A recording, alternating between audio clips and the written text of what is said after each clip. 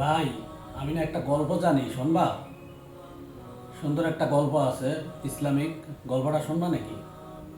গল্প বলবা? কি গল্প? ইসলামিক গল্প নাকি? ইসলামিক গল্প হলে শুনবো।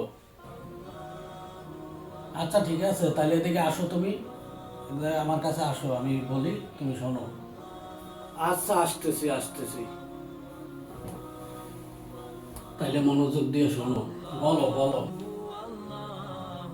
সত্য বলার শিক্ষা। একবার এক ছোট্ট ছেলে নবী মোহাম্মদ সাল্লাল্লাহু আলাইহি সাল্লাম এর দরবারে এসে বলল, ইয়া রাসূলুল্লাহ সাল্লাল্লাহু আলাইহি সাল্লাম, আমি অনেক পাপ করেছি, আমাকে দোয়া দিন যাতে আমি আর কোনো সময় পাপ না করি। নবী করিম সাল্লাল্লাহু আলাইহি সাল্লাম কোমল এসে বলল, তুমি কখনো মিথ্যা কথা বলবে না। ছেলেটি ভাবলো, এত সহজ কাজ। সে প্রতিজ্ঞা করলো আর কখনো মিথ্যা কথা বলবে না। সুবহানাল্লাহ।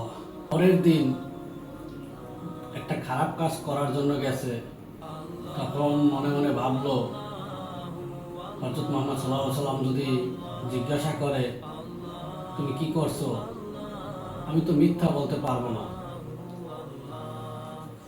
তাই সে কাজটা আর করলো না। ধীরে ধীরে সে সব খারাপ কাজ ছেড়ে দিল, শুধু একটা প্রতিজ্ঞার কারণে।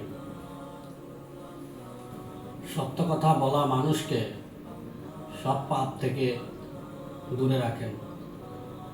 সত্য বলা মানুষকে মহান আল্লাহ তাআলা ভালোবাসেন।